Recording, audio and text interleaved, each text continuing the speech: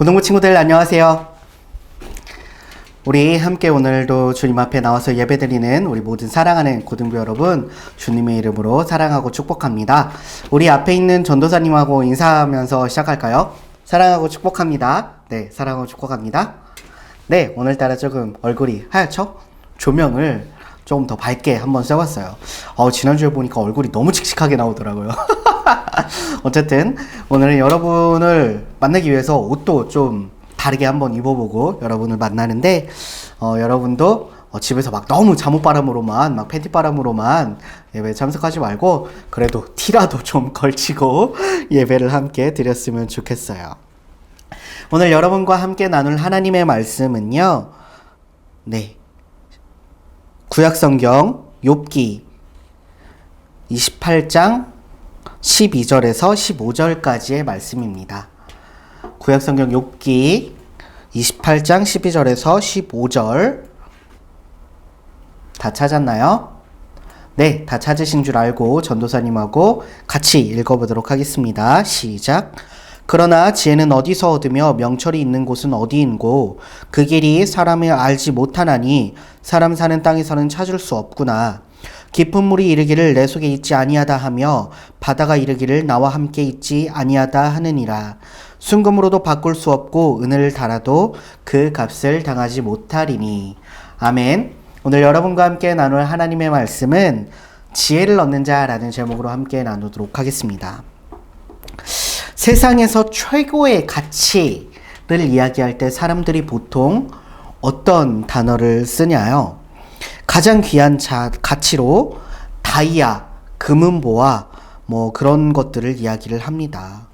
이런 다이아나 금은보화들이 왜 대체 사람들한테 가치를 받게 되고 되게 인정을 받게 되고 귀한 걸로 여겨질까요? 그것은 단단하고 변하지 않고 희소성이 있는 것에 높은 물질의 가치를 부여하기 때문입니다. 하지만 인간이 찾고자 하는 뭐 다이아나 금이나 은이나 수많은 보석들은 뭐 이것저것 널려 있는 건 아니잖아요. 그쵸? 우리가 길 가다가 막 다이아 막 주워가지고 다이아 여기에 막 짱 박을 수 있고 이런 거 아니잖아요. 정해진 장소에 정해진 양만 희소하게 존재하기 때문에 그 가치가 더 올라가는 것 같아요. 어딘가에 보물이 있다는 확신을 가지게 되면 사람들은 그곳에 투자를 합니다. 그리고 예를 들어 금광이라든지 다이아 광산이라든지 거기에 자신의 돈을 투자해서 그 투자한 만큼의 금과 다이아를 얻기 위해 열심히 노력을 해요. 그래서 결국에는 보물을 찾게 되는 거죠. 절대 그들은 포기하지 않습니다. 당장에 내 눈앞에 다이아나 금들이 보이지 않더라도 내가 이렇게 열심히 투자하고 내가 이렇게 열심히 돈을 들이고 열심히 팠는데 진짜 나올 때까지 하는 거예요. 그 보물을 획득하는 과정에서 여러 사람들과의 관계, 가족 간의 관계가 상한다 할지라도 그들의 제1 목적은 바로 그 다이아를 찾아서 금을 찾아서 성공하는 것이 그들의 제1 목적이기 때문에 그들은 그렇게 크게 신경 쓰지 않습니다. 그래서 그 세상적인 목적을 가지고 살아가는 사람들은 어떻게 보면 참 어리석은 사람이라고도 할 수 있어요. 보이지 않는 다이아나 금을 열심히 찾기 위해서 자신의 여러 가지 것들을 놓아야 하기 때문입니다. 하지만 여러분 어떻습니까? 그 다이아나 금 가지고 갈 수가 있나요? 없죠. 땅의 재물에 욕심을 내는 자들의 끝은 결국에는 허무로만 가득 차게 됩니다. 땅의 재물은 우리가 영원히 소유할 수가 없기 때문이죠. 결국에는 우리가 하늘나라로 갈 때는 그 모든 것들을 놓고 내려가야 합니다. 우리는 태어나서 죽음을 맞을 수밖에 없고 이 물질도 결국에는 시간이 걸릴 뿐 다이아도 부서지고요. 금도 부서지고 은도 부서지고 그 모든 것들도 시간이 걸릴 뿐 없어지기 마련입니다. 우리가 대단히 중요하다고 생각했던 그 모든 것들은 결국에는 없어질 것들이에요. 그럼에도 불구하고 물질이라는 것은 사람들을 범죄하게 하고 사람들의 마음을 타락시키고 진짜 우리에게 중요한 것이 무엇인지 잊게 합니다. 물질 자체가 나쁜 게 아니라요. 그 물질을 소유하고 싶은 탐욕과 마음과 욕심과 그 모든 것들이 그 물질까지 함께 타락하게 만드는 것 같아요. 말씀을 보면요. 오늘 욥은 세상이 참 허무하고 오직 지혜라는 것이 가장 큰 가치임을 말해주고 있습니다. 또한 욥은 이 지혜라는 것이 사람이 완전히 알기 어렵고 발견할 수도 없고 오직 누구만이? 하나님만이 이 지혜를 알고 계신다라고 말하고 있습니다. 욥은 자신이 경험한 하나님에 대한 이해가 분명히 있었기 때문에 물질의 보화와도 지혜는 결코 비교할 수 없다라고 이야기를 하고 있어요. 하지만 세속에 물든 사람들은 이 지혜의 가치를 알지 못해요. 그들은 생명이 있는 지혜가 아니라 정말 물질, 아무것도 없는, 생명이 없는 금과 은과 다이아와 돈과 그들은 하나님의 은혜보다 당장 눈에 보이는 것들을 원해요.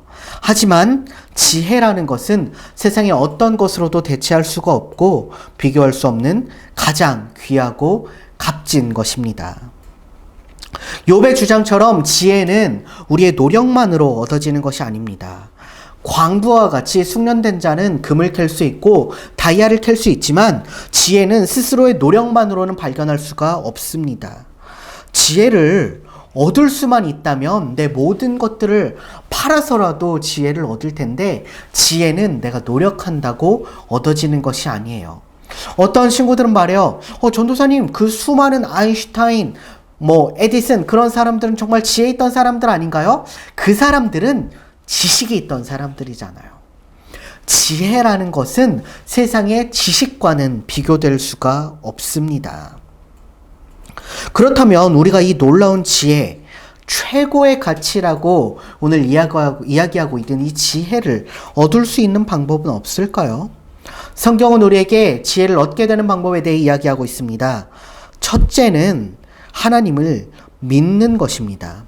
왜 하나님을 믿는 것이 지혜를 얻는 것이 될까요? 28절 말씀에서, 오늘 본문 뒤에 나오는 28절 말씀에서는 나옵니다. 주를 경외함이 지혜요. 시편 111편 10절 말씀을 보아도 여호와를 경외함이 지혜의 근본이라고 말해주고 있습니다. 그렇습니다. 지혜의 근본이 어디서부터 오는지를 아는 것이 중요해요. 다른 많은 사람들은 여러분들에게 지식을 줄 수 있지만 지혜라는 것이 오는 것의 근본은 하나님으로부터 온다라는 겁니다. 하나님만이 세상의 모든 지혜와 지식의 근원이 되시고 참 지혜의 근원이 되십니다. 세상의 많은 돈으로도 금은 보화로도 수많은 지식들, 철학들, 신학들 그런 걸로도 하나님이 주시는 지혜를 온전히 얻을 수는 없는데 지혜라는 것은 하나님께서 온전히 우리에게 은혜로 주시는 거예요. 하나님을 경외해야 됩니다. 여호와를 경외해야 지식을 얻을 수 있다고 했잖아요. 지혜를 얻을 수 있다고 했잖아요. 경외한다는 것은 쉽게 말하면 하나님만을 믿어야 된다는 겁니다. 세상의 수많은 사람들은 자신을 믿으라고 이야기합니다. 지식을 믿으라고, 지위를 믿으라고, 돈을 믿으라고. 요새는 참 돈을 믿으라는 얘기를 많이 하는 것 같아요. 세상의 다른 모든 것들은 배신해도 돈은 배신하지 않는다. 하지만 그 말이 정말 역설적이에요. 돈만이 여러분들을 배신합니다. 둘째는 하나님께 기도하는 겁니다. 이는 간절히 구함을 의미하는 것입니다. 야고보서 1장 5절 말씀을 다 함께 읽어볼까요? 야고보서 1장 5절. 네, 신약 성경에 있죠? 한번 다 같이 읽어보도록 합시다. 시작. 너희 중에 누구든지 지혜가 부족하거든 모든 사람에게 후히 주시고 꾸짖지 아니하시는 하나님께 구하라. 그리하면 주시리라. 아멘. 하나님을 믿는 자가 간절하고 지혜를 달라고 구하게 된다면 하나님 아버지께서는 지혜를 아낌없이 준다라고 말씀하고 있습니다. 모든 사람에게 어떻게 준다고요? 후히 주신다고요. 특별한 자에게 주는 것이 아닙니다. 뭐 특별히 노력한다고 해서 주는 것이 아닙니다. 하나님은 그냥 구하는 자에게 모두 주십니다. 아마 교회를 다니더라도 여러분들 이름은 한 번쯤 다 들어봤을 건데요. 뭐 다니지 않더라도 한 번쯤 다 들어봤을 이름이에요. 솔로몬 왕이 너무나 유명하죠. 이 솔로몬 하는 순간 여러분들은 뭐가 떠오릅니까? 바로 지혜라는 것이 떠오르지 않나요? 다윗의 뒤를 이어 왕이 된 솔로몬은 첫 행사로 처음 하나님께 제사를 올려보내는데 그것이 뭐 1000마리를 한 번에 번제해서 올려드린 건지 1000번의 제사를 드린 건지 뭐 그것들은 각자 말이 다르지만 결국에 하나님께 제사 곧 예배를 드려서 하나님께서 그 마음이 흡족하셔서 솔로몬에게 내게 무엇을 줄까 무엇을 구하든지 내가 내게 준다고 했을 때 솔로몬이 무엇을 구합니까? 바로 지혜를 구하잖아요. 하나님께서는 묻지도 따지지도 않고 바로 그냥 지혜를 주십니다. 그래서 우리는 아직까지도 지혜의 아이콘, 하나님께서 주신 지혜의 원탑이라고 하면 바로 솔로몬을 이야기하고 있지 않습니까? 하나님은 솔로몬이 지혜를 달라는 기도를 듣고 기뻐하시고 지혜를 주셨습니다. 하나님은 솔로몬에게 지혜와 지식뿐만이 아니라 그가 구하지도 않은 재물과 영화까지도 함께 주셨습니다.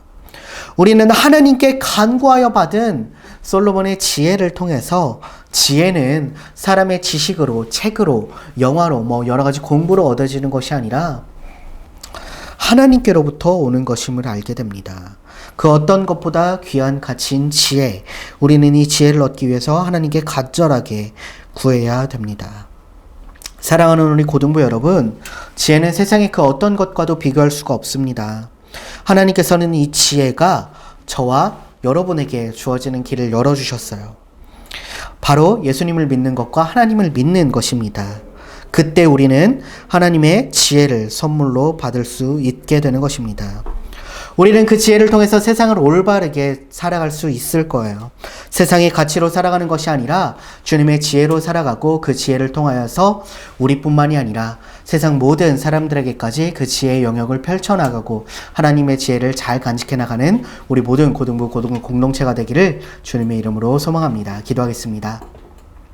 사랑의 하나님 아버지 감사합니다. 오늘 말씀처럼 주님께서 주신 지혜를 잘 간직하고 주님께서 우리에게 지혜를 달라고 구하는 우리 2021년도의 고등부 될 수 있게 도와주세요. 코로나 확진자가 많이 줄어들고 있지만 그 가운데서도 아직도 많은 어려움을 겪고 있습니다. 주님이 모든 어려움들 주님께서 굽어 살펴주시고 주님께서 우리 모든 친구들 건강하고 정말 잘 지내다가 함께 만날 수 있게 도와주세요. 사랑이 많으신 예수님의 이름으로 기도드립니다. 아멘.